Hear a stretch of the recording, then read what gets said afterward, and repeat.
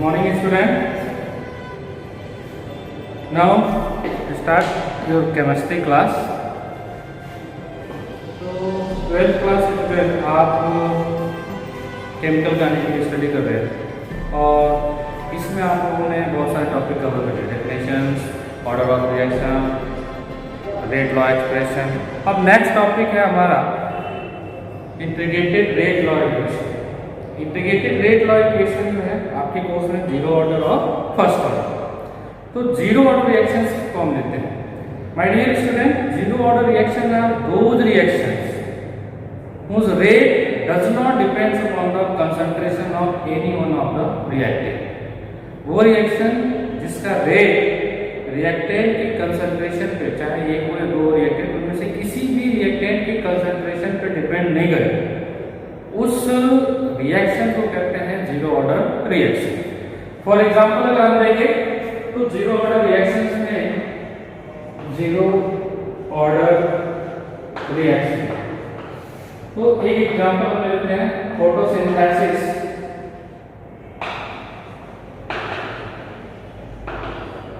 Of HCl, hydrogen gas और chlorine gas, when these two gases combine in presence of sunlight they form HCl gas। इसलिए इसको हम photosynthesis of HCl बोलते हैं। ये photochemical reaction है।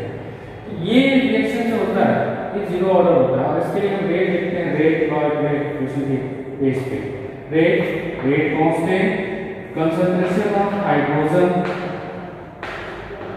And concentration of chlorine. It means इन दोनों की पावर है जीरो।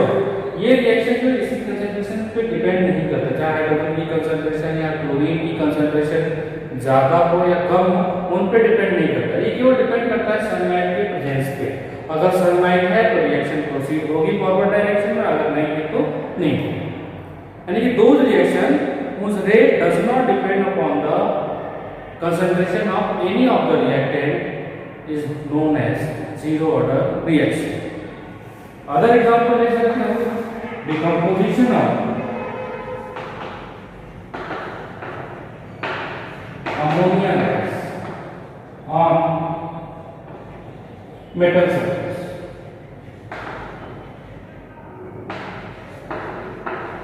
वैसे में आप NH3 decompose on gold surface, it form nitrogen and hydrogen gas। अगर हम एक मेटल सरफेस हटा दें तो रिएक्शन जो है जो प्रोसीड नहीं होगा। बैलेंस करके तो यहाँ पर 2 और यहाँ पर 3। Rate will be given as K, concentration of NH3 और इसकी पावर 0। तो जिस रिएक्शन की कंसंट्रेशन जो होता है, जिस रिएक्टेंट की कंसंट्रेशन पर डिपेंड नहीं करता है, उसकी पावर 0 लिखते हैं। अब आते हैं अपने मेन टॉपिक पे कि integrated rate law expression for zero order reaction. तो जीरो ऑर्डर रिएक्शंस का हम एक हाइपोथेटिकल ले लेते हैं और उस हाइपोथेटिकल इक्वेशन को आप करके हम इसको ड्राइव करेंगे इक्वेशंस। तो my dear student, let for zero order reaction A reactant और ये प्रोडक्ट। अगर ये जीरो ऑर्डर रिएक्शन है तो हम थ्योरेटिकली इसकी रेट लेंगे, change in concentration of A upon time taken. This is the integrated differential rate of reaction या इंस्टेंटेनियस रेट ऑफ रिएक्शन। यहाँ पे नेगेटिव साइन है, यानी कि रिएक्टेंट के टर्म्स में अगर हम लेते हैं तो इसको हम नेगेटिव साइन के साथ लेंगे। अगर रेट ऑफ के टर्म्स में अगर हम देखते हैं तो rate will be equal to rate constant and concentration of reactant is की पावर 0, क्योंकि इसके ऊपर डिपेंड नहीं करता है। तो ये दोनों ही क्या है, रेट है।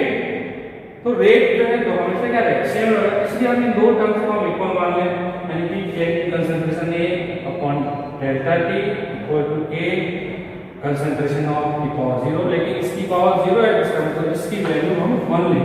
तो इस इक्वेशन को हम इस फॉर्म में लिख सकते हैं, change in concentration del A minus K del T। ये इक्वेशन हमने मान लिया 1। इन दो वैल्यू से हम ये इक्वेशन ड्राइव कर रहे हैं। अब इस इक्वेशन को अगर हम इंटीग्रेट करते हैं तो on integration we get concentration of A equal to minus k t plus I. I यहाँ पे कांस्टेंट है जिसको कांस्टेंट ऑफ इंटीग्रेशन कहते हैं। अब आई की वैल्यू फाइंड आउट करना है, तो आई की वैल्यू फाइंड आउट करने के लिए हम टाइम जो लेते हैं वो इनिशियल टाइम यानी 0 से स्टार्ट करें, तो टी की वैल्यू होगी 0 और इनिशियल टाइम की जो कंसंट्रेशन होगी रिएक्टेंट की, उस कंसंट्रेशन को हम इससे डिनोट करें ए नॉट से, यानी कि ए नॉट जो है वो है initial concentration of reactant A. अगर हम ये दो वैल्यू इस इक्वेशन में पुट करते हैं तो आई की जो वैल्यू होती है वो आती है ए नॉट, यानी कि ए नॉट आ गई आई की वैल्यू। अब आई की वैल्यू को हम फिर से इसी इक्वेशन में पुट करें तो हमारा नया इक्वेशन बन के आता है a equal to minus A t plus A naught molar concentration of A naught. इसको हम मानते हैं इक्वेशन थर्ड। ये डिस्क्रीट टाइप इक्वेशन को डिनोट करता है।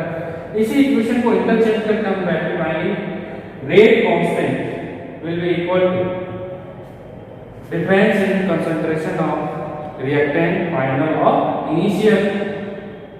यहां पर हो गया आपका टाइम, यानी कि this is known as this equation is known as rate law equation for zero order reaction. अब स्टूडेंट नेक्स्ट टॉपिक आता है आपका हाफ लाइफ पीरियड। तो हाफ लाइफ पीरियड किसी भी रिएक्शन का वो पीरियड या वो टाइम होता है जिसमें हाफ रिएक्शन जो होती है वो कंप्लीट होती है। It is a time in which half of the reactant is consume या कन्वर्ट इनटू प्रोडक्ट। अब इस हाफ लाइफ टाइम को हम डिनोट करते हैं टी हाफ से, यानी टी के नीचे हम सब्स्टिट्यूट करते हैं 1/2, इसको पढ़ते हैं टी हाफ। तो हाफ लाइफ पीरियड यानी कि टाइम की जगह पर हम टी हाफ में, तो हाफ लाइफ टाइम की जो कंसंट्रेशन होगी रिएक्टेंट की वो कंसंट्रेशन उसकी इनिशियल कंसंट्रेशन की हाफ होगी। अब ये दो वैल्यू अगर इस इक्वेशन में पुट करते हैं तो हमें मिलेगा rate constant will be equal to a naught upon 2 t half, यानी कि half life time period for zero order reaction is equal to ratio of initial concentration upon 2a। इस इक्वेशन से हम कह सकते हैं कि half life period for zero order reaction is directly proportional to initial concentration of reactant. Okay, ये दो reactant की हमने वैल्यू ली। अब आते हैं स्टूडेंट कि हम इसको दोबारा कि what are the characteristics of zero order reaction. तो जीरो ऑर्डर रिएक्शन जो है पहला हम वैल्यू लें यानी कि characteristics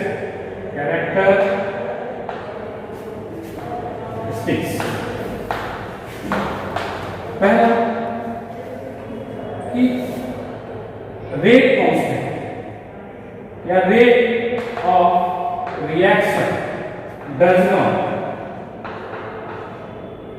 depend upon concentration of reactant.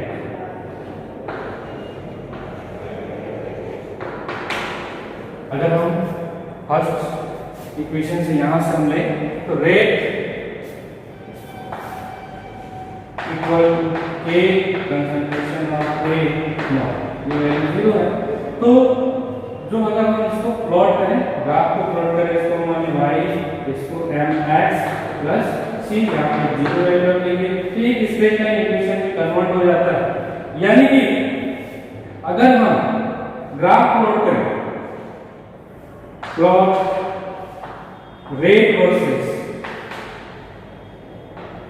Concentration, तो जो ग्राफ होगा वो स्ट्रेट लाइन, यहां पर आप ले लीजिए रेट और इधर ले लीजिए कंसंट्रेशन, यानी कि जो ग्राफ होगा बिल्कुल इस लाइन के पैरेलल है।